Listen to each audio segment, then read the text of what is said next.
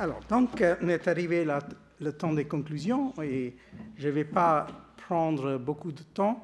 Je vais juste faire quelques remarques et peut-être par la suite ouvrir la discussion si jamais il y avait des gens que je n'ai pas laissé parler dans la matinée ou qui ont envie de faire des remarques d'ordre un peu plus général. Donc, si vous regardez un peu l'ensemble de travail qu'on a fait aujourd'hui, donc bien sûr, on peut faire la reproche qu'il y a des régions du monde qu'on n'a pas beaucoup traitées. On n'a presque pas parlé d'un certain nombre même d'océans. On n'a pas parlé des îles dans le Pacifique. On n'a sûrement pas trop parlé de l'Amérique. Tout cela, c'est vrai, mais on a un jour et il faut quand même être un peu modeste dans ses ambitions dans ce cadre-là. Donc, du coup, on s'est concentré, en gros, je dirais, sur 3 régions. Il y a eu une discussion où on est revenu sur des expériences différentes dans le cadre de la Méditerranée, des expériences qui étaient différentes parce que les îles en question étaient placées dans une situation différente et bien sûr aussi il y avait une question de l'époque. Parlons de l'époque du 14e, 15e, ça c'est une chose. Parlons de Malte au 16e, 17e. On est dans un autre cadre où aussi les rapports de force entre le monde chrétien et le monde musulman sont autres au 16e, 17e par rapport à cette situation où, curieusement, en fait, j'ai retenu un peu l'impression que, finalement, le monde islamique pesait beaucoup plus dans votre cadre de Majorque que dans une époque plus tardive où, en fait, les musulmans sont un peu plus cantonnés, semble-t-il, dans la Méditerranée orientale.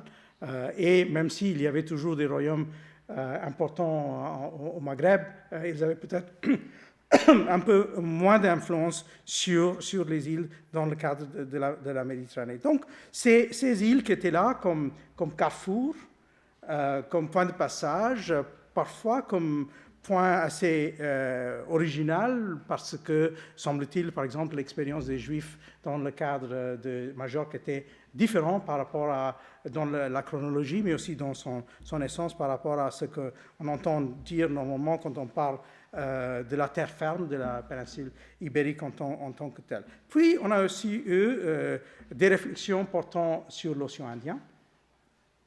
Donc, et ses mers intérieures. Donc, prenons la mer Rouge comme faisant partie du monde de l'océan Indien, même si techniquement c'est un peu en dehors. Et alors là, on est dans un autre cadre religieux, mais aussi un autre cadre dans le sens qu'on a un autre type de rapport entre île et terre ferme. On a peut-être un peu moins l'impression de carrefour, mais il se peut aussi que ça serait en partie une illusion, étant donné le type de documentation qu'on a sous la main. Voilà donc ces 2 expériences. Puis on a eu enfin cette troisième type d'exposé qui nous mène vers la côte ouest de l'Afrique. Et là, on voit l'île comme espèce de tremplin pour des projets toujours par rapport à la terre ferme. Dans tous ces cas, donc, ces îles existent bel et bien dans le cadre d'une expérience historique.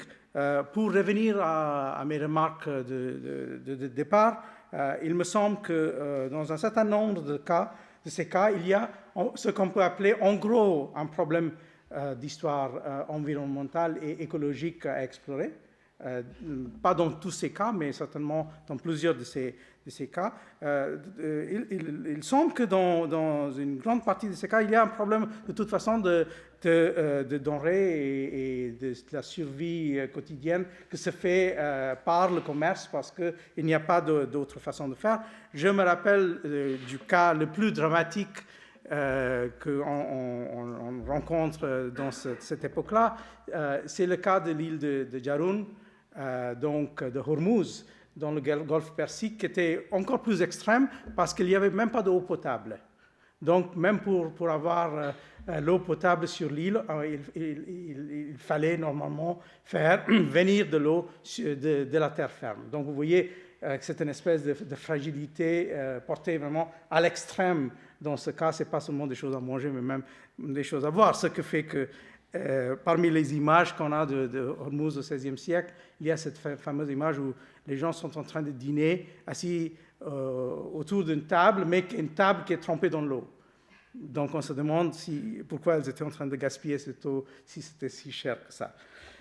Alors, on a commencé avec 2-3 thèmes, des grands thèmes, des thèmes des îles dans l'imaginaire.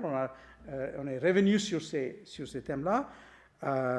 Il y avait aussi donc les îles comme ils sont compris par les géographes, mais je pense que ce qu'on a vraiment fait aujourd'hui, c'est insister beaucoup sur l'aspect économique. Sur l'aspect économique, d'un côté, l'aspect commercial, les îles et les rapports des îles avec les marchands, mais puis il y avait aussi les autres aspects économiques, comme par exemple le rapport entre un monde pastoraliste et un monde, donc, si vous voulez, d'agriculteurs, mais aussi un monde, disons, de prédation. Et c'est un peu comme ça qu'on peut comprendre cette histoire de Fort Dauphin au XVIIe siècle.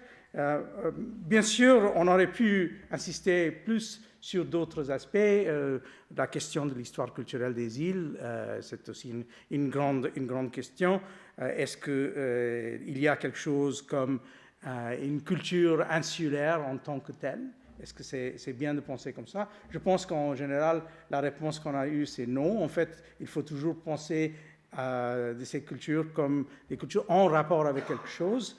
Donc, il y a cette réponse qu'on a à cette phrase célèbre de John Donne, No man is an island, et je pense à notre ami Carlo Ginzburg, qui par la suite a publié un livre qui s'appelle No island is an island.